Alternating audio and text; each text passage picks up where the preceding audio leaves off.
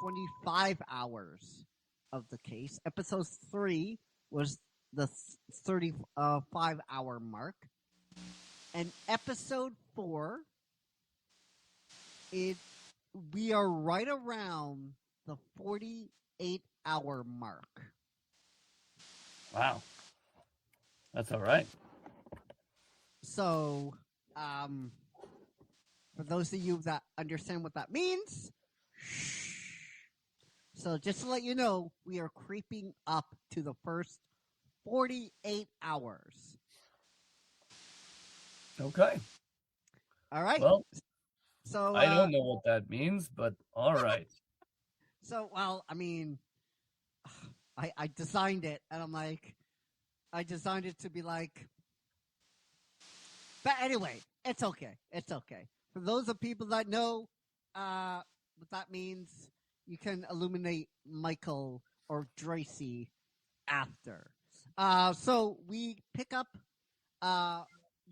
You're following these old money vampires in to this mansion.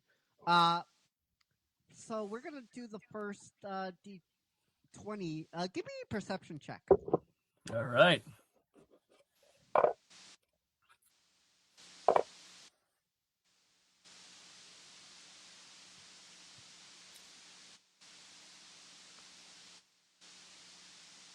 That is oof. That is a 4. That's a So, 4. That's a 4. You can't see shit. I think I'm a little distracted. I don't know. Maybe Yeah. the vampire bats got a little piece out of me after all. So I will give you what? Oh, what? No, that was me looking around and being like, huh? Yeah. So just to give you some context, vampire bats are flying freely now over your head. The mist is creeping in. And the smells you can smell are swampy musk. Like when you head to a swamp and you can smell that. If you ever been to Louisiana or the swampy area, it smells like kind of like that musky, swampy odor, right? And it's very peculiar for I mean, obviously, this Dark Quarter is like very peculiar itself because nothing is what Utopia is, right? There's like buildings popping up. I'm just like, because some fuckwits out there are gonna be like, "Oh, see, they're talking about like guys." Why we? Yeah, they're talking about politics in an imaginary world that was used to create an imaginary character. Yeah. Who cares what the Dong Lords think, bro? So basically, China has taken over Alaska, and that is the situation that we're in when the creation of Liberty Prime was started, right? So basically, America is looking at things and going, okay, we're stuck in this crazy war. How do we turn the tide? Specifically, how do we retake Alaska? And that's where the concept of Liberty Prime was birthed. And it's one of the most insane and amazing concepts where they said, let's make 100-foot tall combat robot. Just this gigantic, over the top, insane military device. Jeez. That also, it's awesome. And it also I think spews. We have it beside me, right? We have the art. Yeah, there is a giant robot beside you on the screen right now. Oh, right. I keep waiting for him to reach out and rub you on the top of the head for luck. Well, that's what happens. That's we're on StreamYard, and everybody seems to like it. With some of the things that we liked about the book, because I mean, it's every single person that I've talked to about starting this new series and kicking it off strong with The Killing Joke. It's gotten a reaction, either positive or negative. This book has gotten a reaction. It's definitely well known. It's a huge book in the comic industry that had a huge effect. For sure. For sure. So it's definitely a banger to come out the gate with. So why don't you tell me your first kind of positive things about the book that you liked? I like how it was it's a Elseworld stores. We should just purposize with the onomatopoeia with that. And for those of you that don't know what an Elseworld stories is, it is something that is a story, but it is non-canon. However, the large majority of comic book fans point to this as definitive origin. I don't even know what to say. I don't know what to say. I don't either, because this felt like 2 episodes of absolutely, like they could have put these 2 episodes together and it still would have been nothing. Yeah.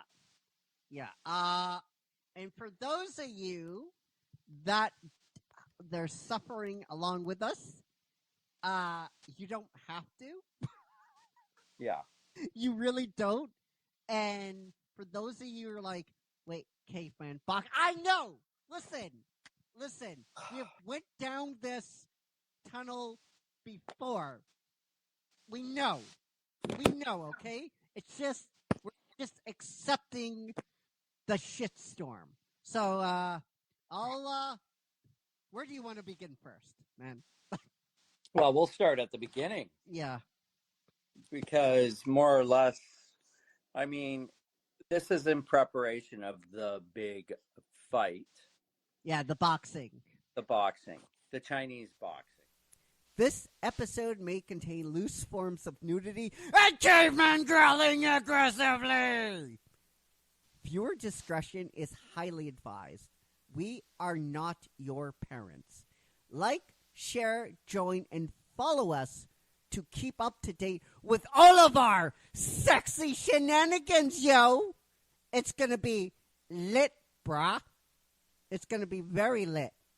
And when I say shenanigans, oh, you have no idea. If you're already watching us on YouTube, then guys, it's been like a bajillion years since YouTube came out. You should already know what to do. Smash that like and subscribe button. Actually, no. Is the like button still around on YouTube? Is it? I don't think it is. But if it is, smash that like and subscribe button. Oh, and share this as well. That's really important. I won't bite. Not really. Okay. All right. Maybe just a little caveman nibble. Just a little. A big fist pump goes up in the air to Donna AI and Music Mint for the incredible music that is in this episode. All rights belong to their respected copyright owners, or all rights are reserved for their respective copyright owners. Yeah. I got it right. Yeah. Which is Christopher Michael Egghaus, me, a.k.a. the Caveman. So if you're ready, guys, I should be ready at this point. Let's get ready to cross the line. Join the tribe. Club for life. Join the Caveman and his crew. Paint on my face, just a move. We are Yu-Gi-Oh! Club for life. Mark it on my skin. That sign from the campfire glow at night to the screen right in your eyes. Original stories, wild and true. You can feel them cut right through. Bring that spark straight to you. Every drop, every view. Must see TV. Join the tribe. Cross the line. Yu-Gi-Oh! Club for life. Say the word. You're inside. Must see TV. From the cave to the timeline. Yu-Gi-Oh! Club for life. Raise your hand. That's the sign. That's the sign. That's the sign. We don't scroll, we arrive, shouting names side by side when the cavemen call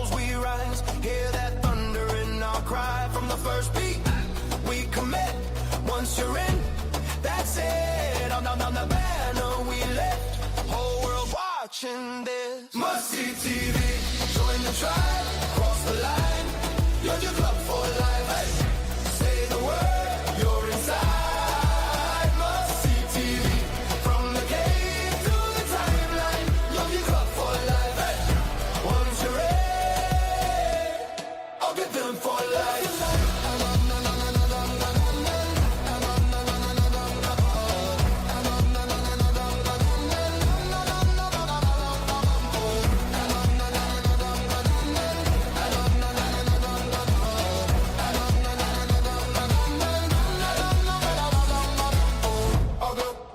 Call it out, hey. I'll go, never doubt. I'll go, side by side, hey. You get club for life.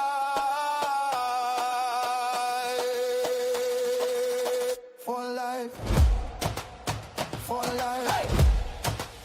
Must see TV. Join the tribe, cross the line. You get club for life. Hey. Say the word, you're inside. Must see TV. From the cave to the timeline, you get club for life. Hey. Once you're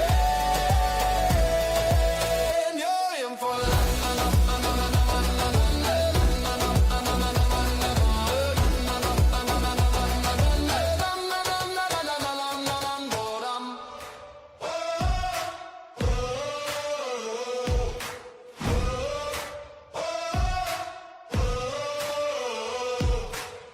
Pain on your face, shine on your smile, script in your hand. Same old style. You spin your tails in a neon cave, selling cheap gold from a plastic grave. But the ground still shakes when the truth hits hard, and the old voice rises from the bones and the dark. You dress your fear in glitter and jokes, hide your hate in a velvet cloak, but stone sees through the smoke. Yeah, stone sees through the smoke.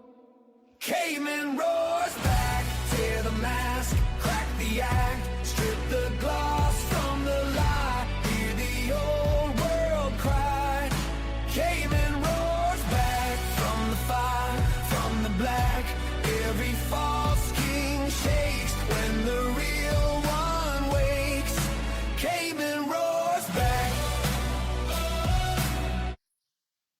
You know what I was thinking the other day, Mossy? I can't hear you. What were you thinking? So imagine like a website called Mothers United, right? Okay. And in that site, only mothers can sign up, right? Yeah. So they get vetted and all this kind of stuff, right? It's just things I think about. And I know what you're thinking. No, it's not for me to date all these mothers, because I probably have. It's like, a block parent, but only for mothers. So you sign up, you get vetted, and if you see like a child lost or anything outside, like out in the mall, out on the street, being like that kind of stuff, right? You go up, right? And then you show the card, because you get a card. It's like Mothers United or a badge, right?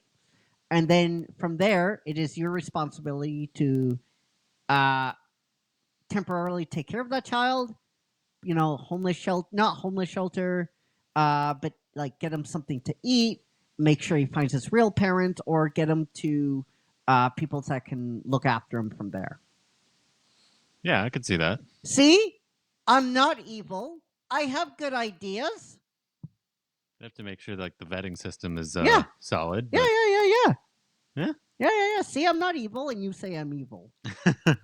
I'm not. See, For someone, you've got a pretty solid evil laugh for someone who insists he's not evil. I insist to keep that laugh. I insist. If you take Yeah. that away, who's evil now? Yeah. But hello, ladies and gentlemen. Welcome to a brand new episode of Caveman Roars Back. And before we do anything, we have to go to those caveman growls. So let's do it. All right. Or should we say growl today? Yeah, growl. Yeah. Oh, yeah, because Facebook was... Oh, Facebook. Oh, my God. I love Facebook. Right? Yeah. Yeah. So for today, we've got Eugene Rowe. Eugene Rowe. I like that name, Eugene. From us to you, you got a great big bad caveman. Thanks for the support, my friend. You rock. All right. So we were going to do Oscars, going to YouTube, Mossy, as you know. Yeah. But something, we could do that next week. We could do that next week. But something, it's not often we get to talk about something very topical. It's not, I would say on this show, I usually react to stuff. But it's not often that we get to like talk about something that is happening and lend our voices to it. Well, I usually lend my voice, but you can lend your voice too because you have knowledge in another field about something akin to this. A little. So what are we talking about? A couple of days ago, the script, I am going to do this in quotes. The script, the pilot script for Buffy New Summerdale, Buffy the Vampire Slayer New Summerdale, was leaked on X by a person in the industry and a person that absolutely should have known fucking better. Robert Meyer Burnett leaked the script. So we're going to talk about that. But before we do, I'm going to lend my knowledge, and I am going to lend, of course, my voice, but I'm going to lend industry knowledge on this. I am not just going to shoot from the hip here, like I usually do, Mossy. I'm going to bring all my guns to bear because I think this is very, very important. First of all, when you leak a script online like this, you are not being cute. You are not being clever. You are doing damage to the process that you know very fucking damn well it's hard to do. Writing is hard. I don't need to tell anybody that, Mossy. Of course. I don't need to tell anybody that. Okay? Writing a pilot for a show is hard because they get shot down every day. Every day. This is not something that is new. Writing a treatment for a film is fucking hard. Making a movie that is actually competent is very fucking hard. And when people do this, they hurt that process. They hurt that process in a big bad way. Yeah. This is a very serious situation. Not so much the script that got leaked is very bad itself, but the person who leaked it. Okay? The person that leaked it was Robert Meyer Burnett. Now, people probably do or don't know who Robert Meyer Burnett is, but he's very polarizing because he's on the John Campea show. I enjoy him very much, but he hangs out with a lot of bad faith actors. Okay? Yeah. That SAG and all these unions probably don't want him to be hanging out with.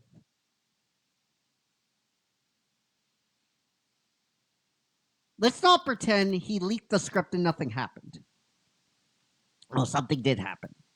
Okay? Yeah. He leaked the script from a union colleague on X.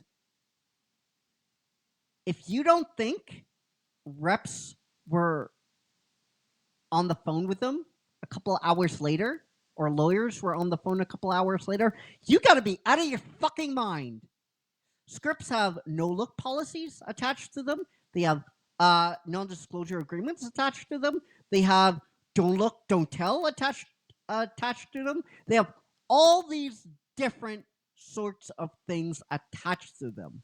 You can't just look at a script that's made from another writer and leak it and expect nothing to happen. So, Mossy, you could probably, because you're an animator. Yeah. can't do this as an animator as well. Like you can't just like work on like a major project, a cartoon or anime, and leak Of course not. footage No. online. This, You're not even supposed to like mention like the name of the show sometimes. yeah. So you were telling me a story, and I don't know if you can tell it on the air, but if you can, why don't you just let me know? Give the audience. I'll keep it vague. Okay. I mean, there was an incident where at a studio. This wasn't a studio I worked at. Yeah. I just heard it through friends, but where someone accidentally, like, they posted a picture of like their desk Yeah. at their office or at the studio, and kind of unbeknownst to them, it had some like unreleased images on there. They posted that on, I don't know, Tumblr, Instagram, something like that. And they didn't realize that that was unreleased, I guess, and because it's like, and Yeah. I don't exactly blame them. Although if you ask me, I would never post a picture from inside a studio like that, just for this, just in case something like exactly that happens. And yeah, they got. I don't know if they lost their job or anything, but they certainly got some had some words with the Because of course they did. Yeah. You're not allowed to do that. No. You have non-disclosure agreements for a fucking reason. Yeah. It's like the biggest don't do that in this industry. Yeah. So that's the story to me. Not the leak script, but Robert Byron Burnett choosing to do what he did. If you are going to do this, here's what I would have done to keep everything vague. You have a YouTube channel, Robert. Make a video. You go on that video and say, listen, I read the Buffy script. You guys be the judge. I am going to narrate some parts. I'm not going to be doing descriptions. I'm going to narrate some parts. And that's it. To protect everybody, that's what you do.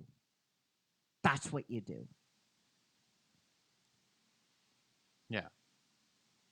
Because he's not only going to get in trouble, but the writer's going to the person who leaked it is also going to get in trouble. The writer is going to get in trouble. Now, there are occasions where it's perfectly fine to do this. If a script gets rejected, up to, I think, after 30, 40 days. You have a window of 30, 40 days, and then after that window, you can leak it. It has been done.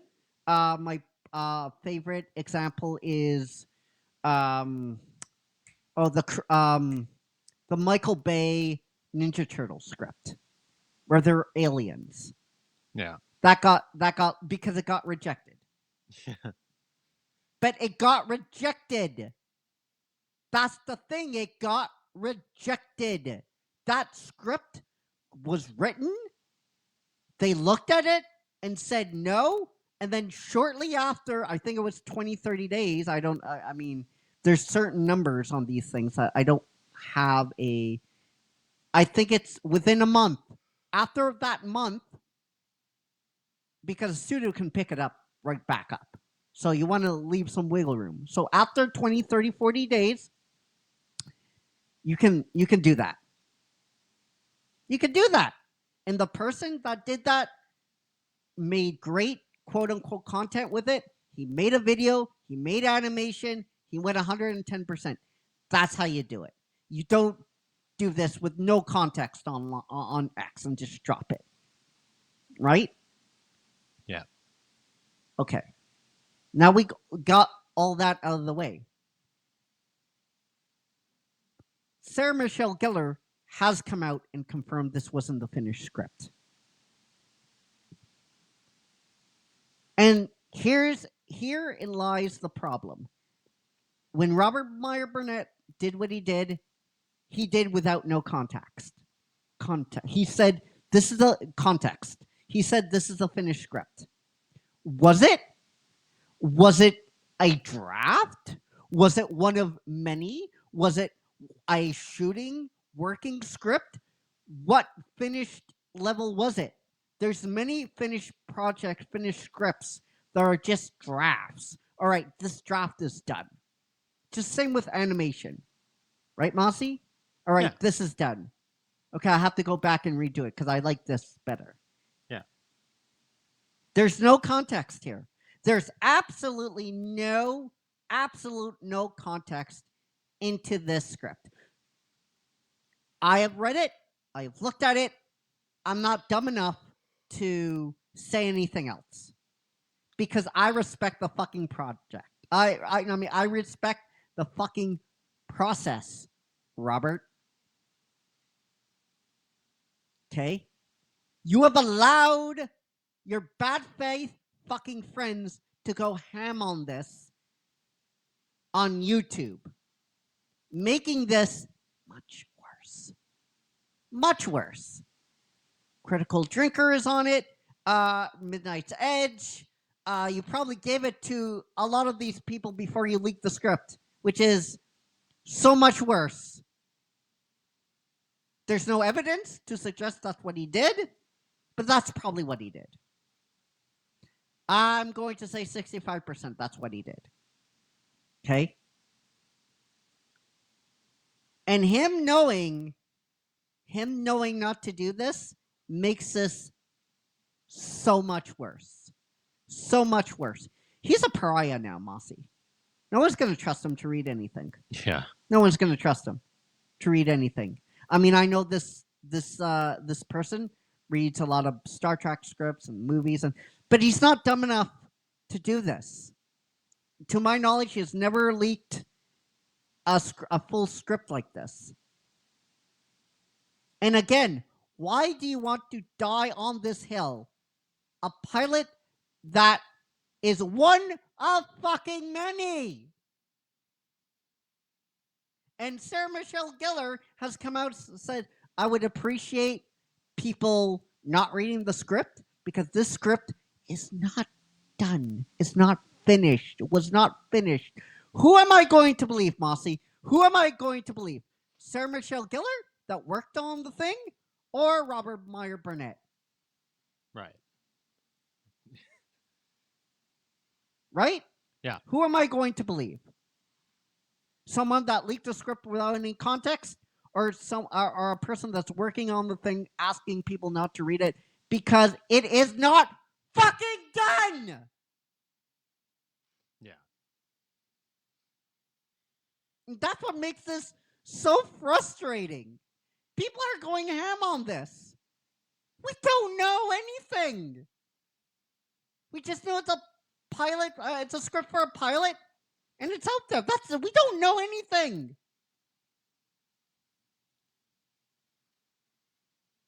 It's been confirmed. Basically, it's been confirmed to me. It's not done. It's not finished. But the damage is done, Robert. The damage is done. Yeah. Why did you do this? And you're probably like, oh, Caveman, but you have story. But you don't see my fucking scripts out there. You see a series, an audio narrative series. Stump is something that I worked on. Stump is something that I worked on. It's not out there though for people to fucking read. Right? It's not. Even the IP stuff like Naruto, Sailor Moon, Forgotten Kingdom, Pokemon Ash's Tail. Even though they're I can't sell them to any studios because, well, Sailor Moon, Forgotten Kingdom, somebody. Anyway, that's another story. But you don't, the point is you don't see them out there though. You can't find my scripts out there, right? They're all in audio form, audio narrative form. Yeah.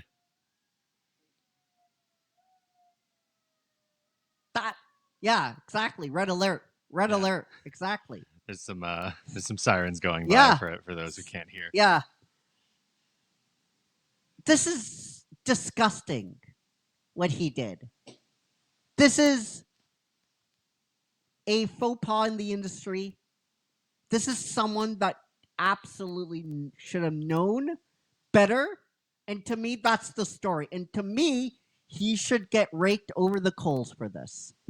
And he now is, to me, someone that I'm never taking seriously again. Robert, I was a fan of yours. I enjoyed you bringing your knowledge of the industry to the John Campius show. I'm not taking you seriously anymore. Your credibility for me has dropped from 65, 67%, or like 80, the high 80s to 0 in a matter of a blink of an eye. And you should have known better. And Buffy fans, this is what I would say. Buffy, the Slayer community is very passionate, Mossy. Yeah. And I want to give them some peace, right? This is what I'm going to say.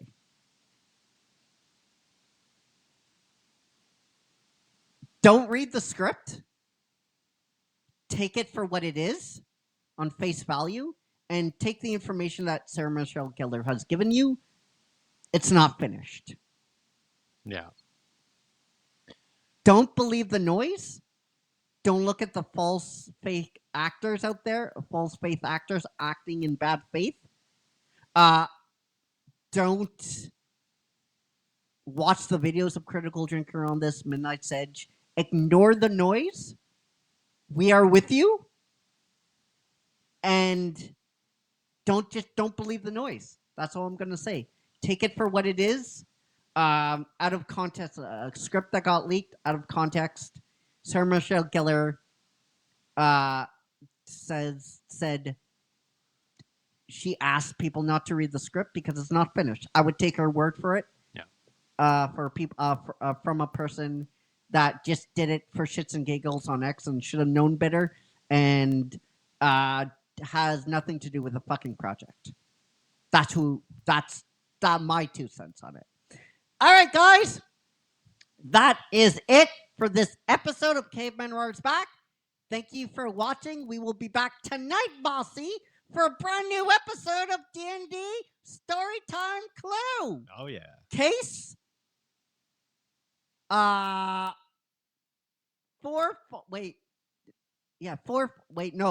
6 something.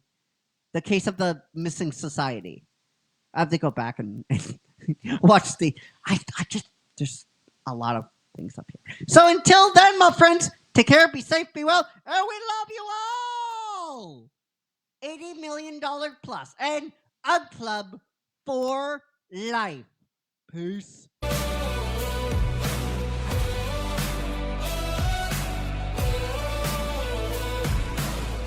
Your friends with the crowd of screens. You built your throne out of trending memes. But under the stage there's a drum that calls, and it loves when shallow kingdoms fall. You twist your words like a sharpened blade. Smile so wide while the trust decays. But storm